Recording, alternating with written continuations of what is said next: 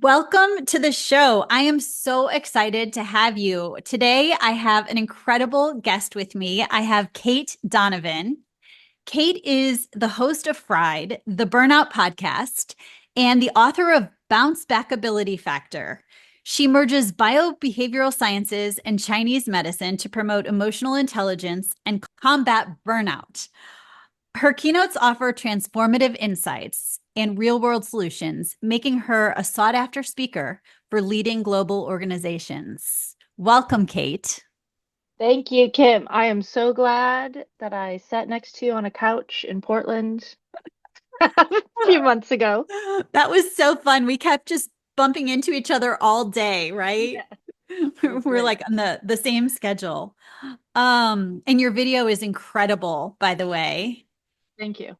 Yeah. Having a new speaking reel is feels like such a flex, and also the first day that I put it out was torturous. Like I was torturing myself. Did you feel really vulnerable? Oh my God. The most vulnerable. Yeah. I feel like the more something captures us authentically, the more exposed we feel. And Yeah. so if we don't feel really scared and really vulnerable, we probably didn't hit it. So I take it as a really good sign when I feel really nervous about something. Yeah, So, I'm gonna take that in immediately. I'm just gonna absorb that thought and own it because it was really and I've been podcasting for years. I speak in front of thousands of people. Like you'd think that this was not an uncomfortable thing for me to do. yeah. I And totally one of my friends was like, "What are you talking about?" And I was like, "I'm a wreck today." She was like, "Have you seen it? It's amazing." And I was like, yes. And it's totally you, which is why, yeah, right? There's just no hiding. So, it's super cool. yeah. Um So I am really excited to talk to you about getting unruly. And the funny thing is that you and I haven't talked a lot about, kind of your background or mine before we decided to do this. And one of your responses was the rules give you hives, which I freaking love. So tell me a little bit about that.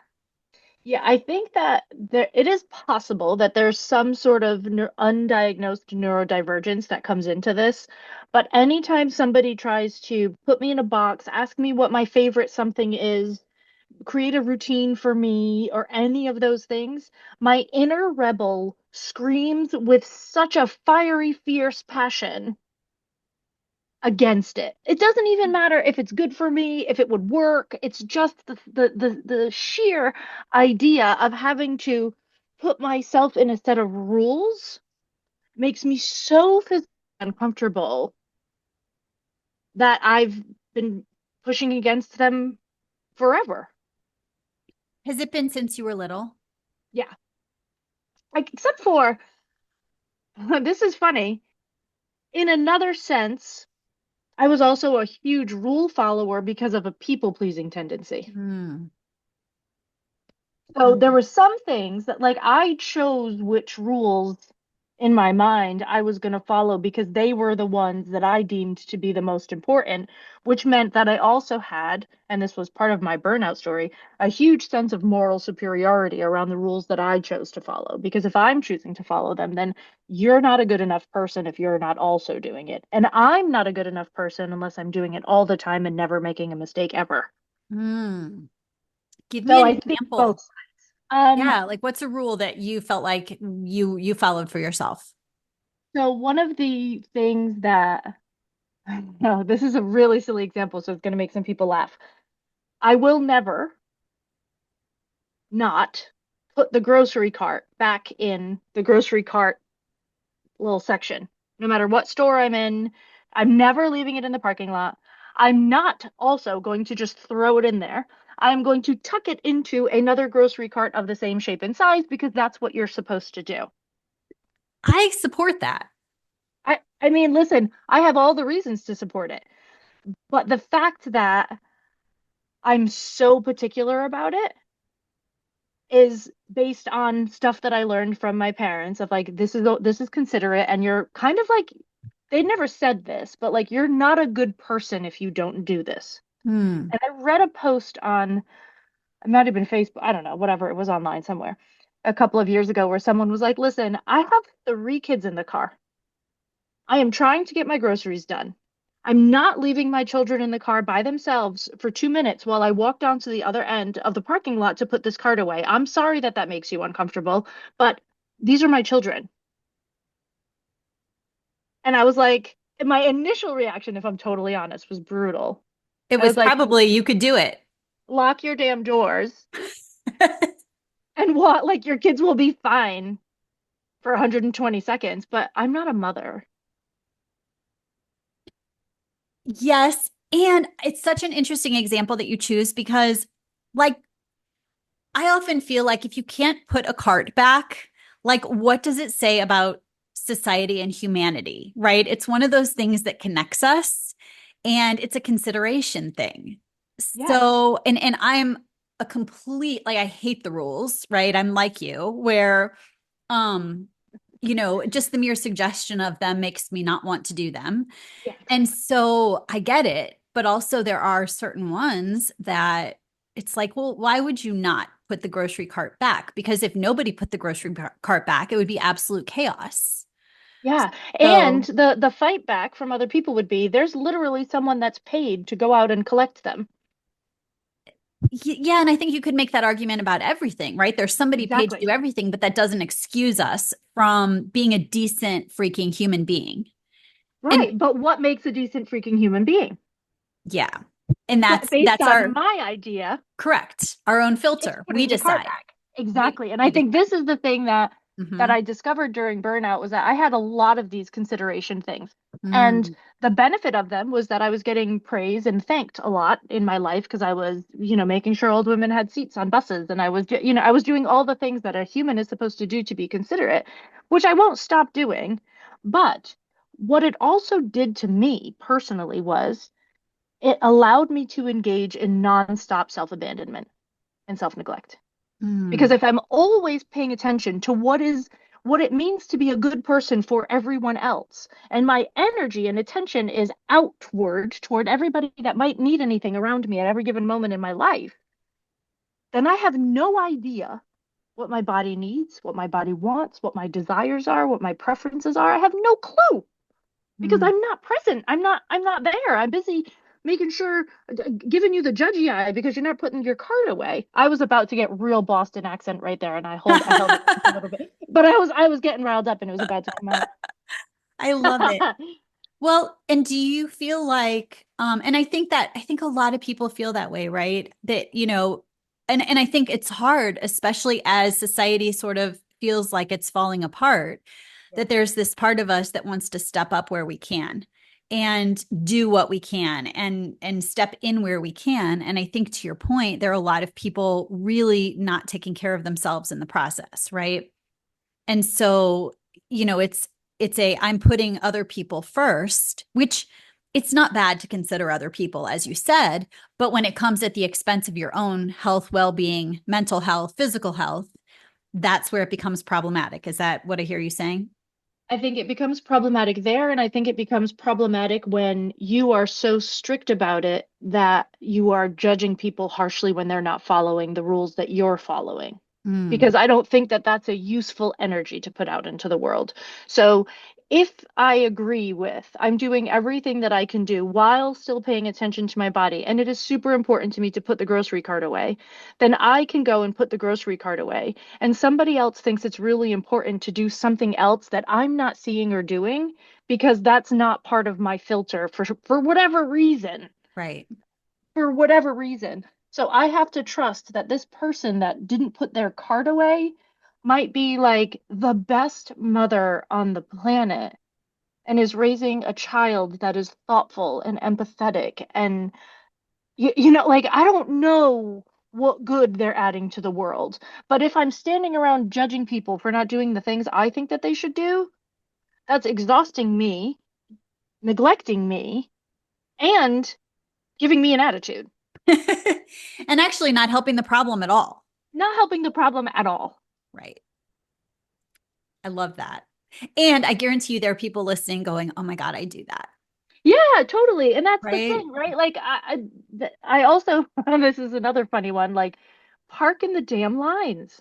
I don't understand when people are parked. Like there was a guy, yeah, yesterday I went to Nordstrom Rack and there's I parked in the line where the walkway is in between two like rows of parking spaces, and there was a truck parked next to me, and he pulled back further than he needed to from the front of the parking space, so the back of his truck was in the walkway.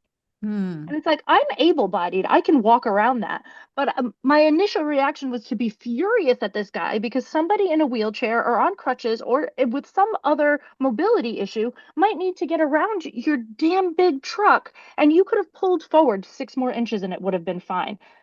But what good does it do for me to now be furious at a person who is not in their car? Who's I can't even Karen him. I can't even do anything. Like I have no power here. Right. So how do you walk yourself back? Exactly by saying those things in my head. I don't know if you've seen there's a fourth grade teacher on Instagram. Her name is Miss Brazil, and she did this video that went viral about first thoughts, second thoughts, and on when she said, you are not like just your first thoughts. The person you are goes beyond your first thoughts, your first reactions, your initial emotions. Your job as you grow and learn and change and become an adult and learn how to interact with the world is to allow yourself the grace of having a second thought and maybe a third and a fourth until you get to the one that's the way that you want to act in the world. Mm, love that. So I That's do that, okay. right? That's my first, I admitted my first thought Hmm. and my first emotional reaction to it. Right. And I said, well, what's my second thought? This person backed up all the way into the parking spot, possibly because he knows he has a big truck and didn't want to be sticking out so that people couldn't drive down the row and didn't realize that those 6 inches made that much of a difference. Hmm. My next thought might be maybe this I'm saying he, I don't know if it was, I don't know who they were. Maybe this person is running in to return something and is literally going to be gone for 90 seconds and they will be out of here before anything could even. And maybe the person in the wheelchair that happens to come along at just the quote unquote wrong time understands that they are strong enough to move around this obstacle and I'm making it a problem and they are not. Mm, I'm deciding for them that this is a problem. Like maybe yeah, they're fine. I love it. It's a good process to think through. Yeah. Sure. So when you when you think about rules that you've strategically broken, right? In addition to the ones that you're recognizing, impacted you, what are some that you've chosen to break along the way that people were like, this is how you have to do the thing to get where you want to go? And you were like, no, thanks. Yeah. I think the first real big one was I started a pre-med program at Boston University on a full academic scholarship or a 95% academic scholarship, pretty much full. And for a kid from the ghetto, this was a very big deal. And my parents were never going to have the money to send me to school. So it was like, you have this opportunity, you have to take it. And a year and a half in, I realized it was not the right path for me. Hmm. Chose another path, finished my second semester of my sophomore year, and dropped out. And the world was aflame. I bet it was. I bet it was. I bet people told you you'd lost your mind, you weren't going to make it, you were throwing away the biggest opportunity of your life. Just threw away the best thing that ever happened to you and on and on and on, right? And also, I got told, I don't know why you're now choosing Chinese medicine. You'll never make any money doing that. Mm, yep. And And worked out just fine, really. I mean, it worked out. I love Chinese medicine with a passion. Running it as a business and burnt me out along the way, but that was not Chinese medicine's fault. That was my own internal stuff that was driving me. While I was in school, for Chinese medicine. It's a 4-year master's program. Most people don't realize that we actually go to school for an extended period of time. I know you know, but most people don't know. So it's a 4-year master's program. 3 years in, I decided to take a semester off. I had this urge to go to Argentina. I went by myself, bought a ticket with quarters I saved up from bartending, flew there, got there. The first person I met was the man that would eventually become my husband. I was only gone for a couple of months. I was with him in the same city for just 6 weeks. I came back from this semester-long journey through South America, came back to San Diego where I was doing my degree, and told everybody I'm engaged. And they were like, "You don't even know this person. What is wrong with you?" And I was like, "I don't know. I think it's okay." 20 years later, here we are. We're all right. I love it.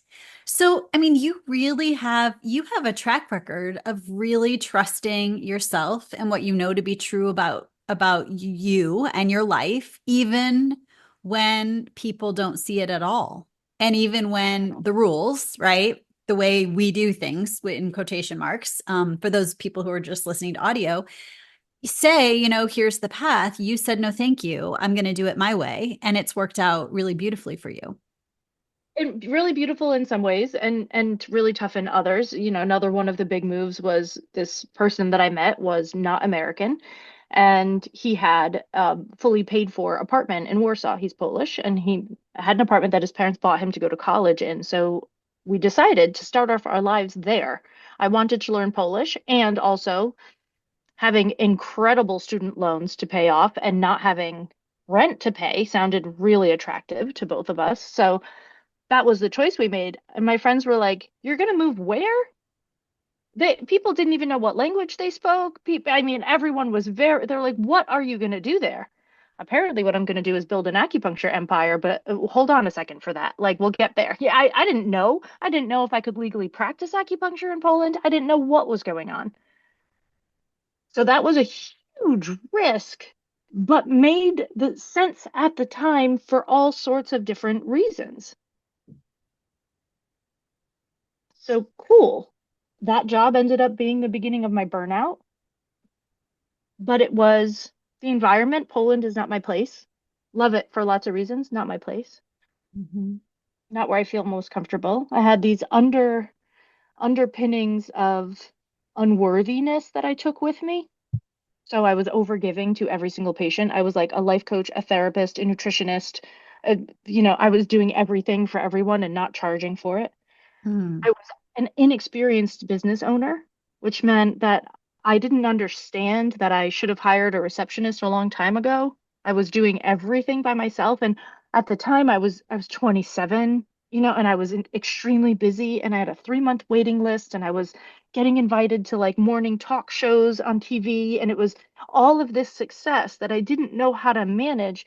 And thinking about having an assistant or receptionist, the only thing I could consider was how much less money I'd have at the end of the month if I did that.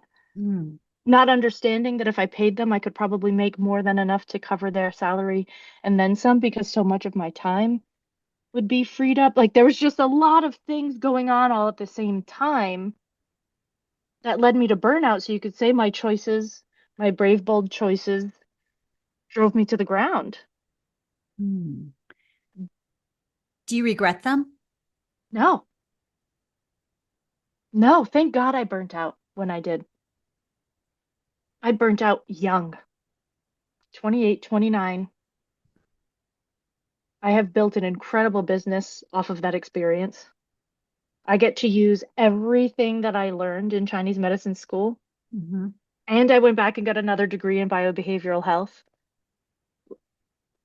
I get to do all the things that I love in a business that couldn't have even existed when I finished school. There were like barely iPhones when I finished acupuncture school. We were like on iPhone version 1. Like when I went to Poland, I did not have a smartphone. I was writing down directions to places from mapquest.com, I remember MapQuest. right? And I was Yeah. writing directions down and walking around trying to find my way down streets that I couldn't pronounce. Yeah. That's how I got around. Do you think this is a hard question, but Mm. do you think that because you were sort of ahead of where society said we can be, right? You were sort of ahead of the space where the rules ever contemplated. You were existing in this place where the boxes didn't conceive, right? You're just sort of out there doing this thing. And at the same time, this feeling of needing to prove that you deserved to be there at every turn, that contributed to the difficulty that you faced on this journey. 100%. It's still, the speaking world, for those of you who don't know, is the wild, wild west. Mm. You can pay to speak, or you can get paid hundreds of thousands of dollars to speak. And everything from paying to getting paid hundreds of thousands of dollars is reasonable in this world. There's no real rules. So changing your prices and accepting payment and getting paid big numbers for a day, which really is like 2 months of work, if we're honest. But all of that I had to work through again when I started this business because it's hard. But if you don't take the big numbers, you can't survive in this business. So it's like you have to learn how to do that. But thinking that what I was offering was good enough to get that, still something that I have to sit down with myself sometimes and have first thoughts and second thoughts and third thoughts to get through it, even though I am very well aware that one talk in one company could save a company literally millions of dollars. So my fee for that is basically nothing in comparison. And yet I still have to, do I deserve this space? Do I know enough to speak up? What did I decide I needed to learn again the other day? Somebody said something about Chinese medicine and I couldn't remember exactly what the rule was about it because I finished school, almost 20 years ago. And I remember thinking, oh my God, I have to go back and do more courses. Instead of being like, just look it up, remind yourself, and get back into your knowledge. Like, I always feel like there's more to learn, more to put underneath my name to say, no, no, no, seriously, I'm good enough for this. I'm still doing that to Yeah. as not to the degree that I was doing it before, but it's still part of my story for sure. Yeah. I so appreciate you sharing that. And I think it's something that we do not talk about enough because I think that every single one of us, myself included, in the space of living outside the boundaries, like the one thing that the rules give us is security, right? Rules, people who follow the rules and do the things they've been told to do and follow the path they've been given, they know exactly what's coming. And they might have this yearning in their heart and their soul for more, and they might know they're capable of more, and they might know this isn't really what they're supposed to be doing. But if they don't ever challenge it and they stay there, they're going to live a life that's status quo, right? It's predictable, it's been determined, it's been lived before. And so there's that. But when you challenge, what's been done before, and you challenge and you go to a space that's just for you, and you do it in a way that's just for you, and you have people along the way going, what are you doing? Are you out of your mind? I mean, if I had a dime for every time someone told me that, I'd like literally, probably I wouldn't have paid for college for one of my kids. Yeah. But it's really hard. And of course, with it comes this idea of, do I know enough? Am I good enough? Do I deserve to be here? Does anybody actually want to hear what I want to say? Like that dialogue, I think, is very real in large part because we're doing it in a space that hasn't been done before. And so for people who are brave enough, right, to go here, like I want them to know this is real and you're not freaking alone because every one of us, no matter what it looks like, this is something I sit down with myself. You sit down, you've got, this incredible career, a podcast that's one of the top burnout podcasts. It's like way up there, isn't it? Mm-hmm. Right? Like, Yeah, we're top 1% globally. And in the Burnout Podcast, I think we're number 2 in the world. okay, so number 2 burnout podcast in the world. Yeah. And you're still having these conversations with Yeah. yourself. So Yeah. so like thank you so much for the candor on that. And also I really hope people can hear this and take heart that this is sort of the price we pay for doing it this way, but I wouldn't have it any other way. No, And me either. right? Like Me it's either. because, yeah, it's tricky and it's painful. And neither of us is going to sit here and say, oh, it's unicorns and rainbows and whatever. Like, yeah, it's messy, messy, messy. But it's freaking amazing when you live life on your terms.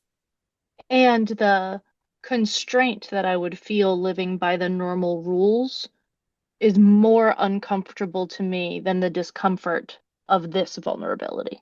Yes. Yes. So if there are people, and there are people that are happier in the rules and more content within the rules, and maybe they have little dreams sometimes, but they're like, this is actually more like I'm almost jealous of that sometimes. How nice would it be to just live an ordinary life in the rules? Like that must be comforting Yeah. on some level. But it's not actually comforting for me. And that's what I have to remind myself when I'm like, maybe, because if you're not really an entrepreneur, if every 6 months you're not like, oh my God, should I get a job? And so but every time I look, because I look for acupuncture jobs, I look at organizational psychology jobs, like work culture, I look at all sorts of jobs. And every time I look, I think, oh my God, I can't do that. No. I can't, I'm not even employable because you're going to tell me to do something a certain way, and I'm going to be like, No. that's not that, no, that's wrong. No. I love that. I feel that though. I think it's hilarious that you look for jobs. Yeah, every 6 months. I think, I don't look for them, but I definitely, there are times where I'll think like, okay, well, what are all the things I could do, right? If I really wanted to, and just run through that list. Yeah. And I think we all do that. Um, so I've heard you say that resentment is a superpower. And I am so curious about this because I've always thought that resentment was really bad. Most people do. It's my favorite emotion. To What? me, resentment will teach you every single time two things that were critical for me in my burnout recovery journey, and I have found are critical for thousands of people during their burnout recovery journey. Resentment will teach you every single place that your boundaries are being crossed. Hmm. Most of the time by you, but that's, a different conversation. If most people are taught like, oh, set boundaries, say no, but we're not actually taught to figure out where those boundaries are really necessary. So we start making it up and then we don't hold them because we're not sure if we really mean it. And it all just doesn't make a lot of sense because to me, we're missing the first step. If we look toward resentment and say, oh, these are all the places that I actually don't want to spend energy the way that I'm spending it, because that's what resentment means. I'm giving more here than I actually want to give. My generosity is being abused or underappreciated, one of the two. If you look at those areas and you find them, you can say, oh, here's where I don't want to actually spend energy. The trick is then you have to be honest with yourself about the fact that you don't actually want to spend energy there, even though you think it makes you a good person. So you have to let go of good person syndrome. You have Mhm. to remove yourself from this need to be constantly the most considerate and the most everything. Mm. You have to be able to take those things away and say, okay, here's all the places where I actually need different boundaries. Most of those will mean you just not overstepping and overgiving and overmeddling and doing all the extra things. Sometimes it means having a conversation with another person. So that's resentment teaches you. Thing number one is boundaries. The other thing that it teaches you, which is super sneaky, and you really have to be willing to dig for it, is resentment will show you every single place in your life that you have chosen self neglect and the type of self care that your body is actually craving. Hmm. An example, Yeah, give I me was one. doing dishes the other day Hmm. and my husband was laying on the couch. And it was a Monday night, which means Tuesday morning the housekeepers come. Very lucky. I know that this is a privilege. Very lucky to have housekeepers come on Tuesday mornings and straighten us out for a couple hours. The dishes I don't actually need to do. But in my mind, I've created a rule that I can't rest today because I don't feel like that every day. But right now, today, I feel like these dishes need to be done. So I'm doing them and I'm looking at my husband and I'm getting a little resentful that I'm standing here doing the dishes and he's not. And then I said, oh, look, this is a resentment. Yay! Yay! That means I can figure something out because I love resentment now. Every time it pops up, I'm joyful. I say, okay, well, what's actually going on here? Am I actually upset that he's not doing the dishes? Because is that really what's going on? And what I noticed underneath, dig, dig, dig, was that I wasn't upset that he wasn't doing the dishes. I was resentful and envious that he was allowing himself to lie down when I had decided there was more work to be done that day. I was not allowing myself to rest and lie down, even though that's what I was clearly craving. Hmm. Interesting. So it was absolutely about you. 110%. I love that. And actually, it makes a lot of sense because I think a lot of times when we feel it's really always about us, right? And what we're thinking. It's not about the person or the thing. It's about how There we're are narcissists, uh, right? yeah. There are people that take advantage. Yeah. So it's I want to there's a caveat in here. Okay. Like if you're being bullied, Yeah. if you're living with a narcissist, then the rules shift a little bit Okay. because That's it might good be about point. their behavior. Yep. If you're being gaslit, it's about their behavior. Mm-hmm. But when you don't notice things along the way, that's how you end up trapped in those situations. Because you accepted and accepted and you let the resentment build and you accepted and the resentment built and you accepted and the resentment built and you accepted and the resentment built until now it's exploding with everywhere and everything that happens and every action they do or don't do. Mm-hmm. And you don't understand why you feel so wild. Well, it's been 12 years of being gaslit by a narcissist. That's not really your fault. And I would say 85% of the time, it's about your own shit. Yeah. So did you stop doing the dishes? I did. I love it. You I just did. And I put laid them down and down. walked away. Mm-hmm. I literally turned the water off and laid down. It's an interesting example and a good one because I'm thinking about my sister when she comes to stay with me. She cannot go to bed or like sit down until the dishes are done. And I absolutely Mhm. can. I can, I absolutely can. If I'm done, I'm done and I'll deal with them whenever. And Yeah. I'm happy as a peach to sit down and be done with my day. And I can hear her huffing and puffing, like, what is wrong with these fucking people? They're like leaving the dishes. And she's so annoyed.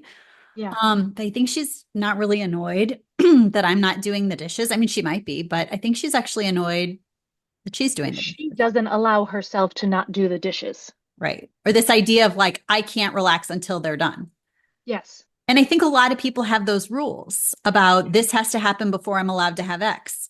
This has Yes. to happen before I'm allowed to be happy. This has to happen before I'm Yes. allowed to rest. This, Yes. like, we have to earn our rest. We have to earn our satisfaction. We have to earn our ability to be happy when in fact we're entitled to it in every moment, at every second, no matter All what. the time. And Right. where we truly want it, resentment will tell us. I love that. Right? Because a lot of times people that end up burnt out or people that are have a lot of resentment, one of the big reasons is what I said in the beginning. Like I was so focused on the outward things that needed to be done that I didn't know what my own wants, needs, desires, and preferences were. Those Yeah. to me always come in a package of four: wants, needs, desires, and preferences. They Hmm. they belong together in my world. And if you don't know what they are, you can read every self-help book in the world and you're never going to feel good in your life because you don't know what you actually want. Right. Because you have been taught most of the time to not know. It's Right. also not your fault that you're not tuned into it. You learned that also. Right. But to And find it, you have to allow the resentment to come up and you have to be willing to look at it because it will tell you every single time this is something you want. This is something you desire. Your preference is Mexican food today. You're annoyed that somebody just chose Italian. Your preference was something else that you did not allow yourself to point out until somebody else said something, and then it's sitting right here. It bubbles up and sits right here, and you don't say anything, and then you go eat the Italian, but you really want some guac. I'm not going to think about resentment the same way after this conversation. It's the best.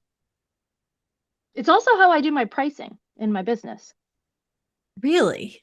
Yeah, the question that comes up for me is Is the exchange that I'm saying yes to right now going to allow me to arrive in my full generosity and give everything that I like to give?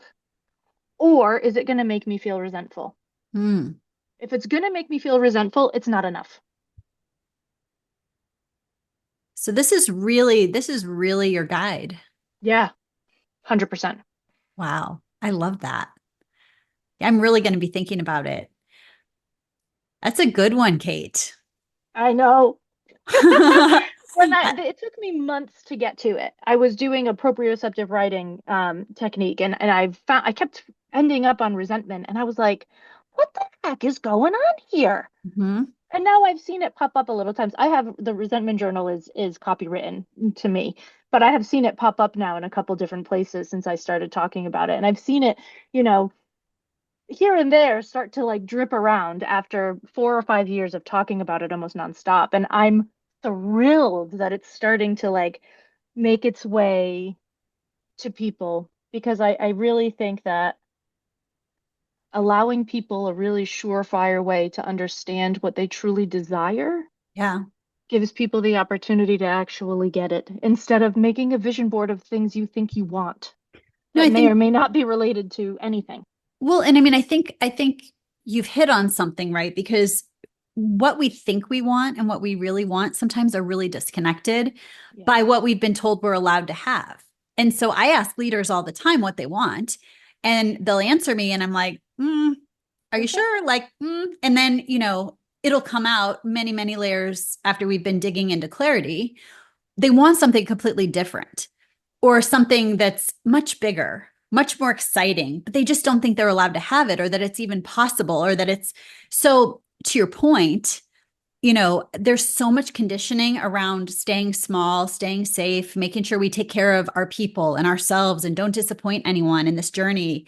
And we're so much smaller than we can be, Yeah. right? If people have a tool that helps them, do I feel resentful when I think about this for the rest of my life? Do I think, do I feel resentful when I think about this as the path for my company or for myself or for my team? I love that there is something tangible people can do in addition to the what do I want? What pisses me off? Like, Yeah. what do I not want? What's really getting under my skin? This is also, in addition to choosing my pricing, it's also how I figure out who I'm going to hire next. Hmm, Because I start feeling resentful about doing a task that is not my zone of genius. I love it. Right? That's an easy gift, and somebody else really wants to do that job. Yeah. Oh, 100%. There's somebody that loves that job. Yep. Let them do it. And it can be easy to say, right? I understand that there's costs involved. Last year, at the end of the year, with the investment that I made for the speaker reel, let me tell you, my accountant was like, you shouldn't have paid any of the taxes that you paid this year because it's all coming back because you didn't make enough money. And I didn't make enough money because I paid all the people to do the things I didn't want to do, which means that as we continue to grow, I get to still focus on the things that are bringing me more money and bringing me more joy and bringing me more peace, and all of the other things are going to be taken care of. It's a momentary investment that puts things sort of like I had to take a dive down so I could take a dive up. Yes. I subscribe to that 100%. I think the more we're in our zone of genius and we're doing the things that light us up, that's just for me it's a hell yes, I'm lit or it's a no. And if it's Yeah, a no, there's somebody who's going to be lit up by the thing that's a no. exactly. So, I agree. Tell my listeners how they can find you, connect with you if they want to have you speak. You are so amazing. Oh, thanks. This was so fun. The best place is to go to Fried the Burnout Podcast because then you can see all of the things and all of the topics and all of the people and all of the magic. And otherwise, I really recommend that people connect on LinkedIn. My name is Cait Donovan, Cait, and everybody knows how to spell Donovan. So, Amazing. I cannot thank you enough for taking the time to be with me today. It was such a pleasure chatting with you. same. Thanks for having me. Of course.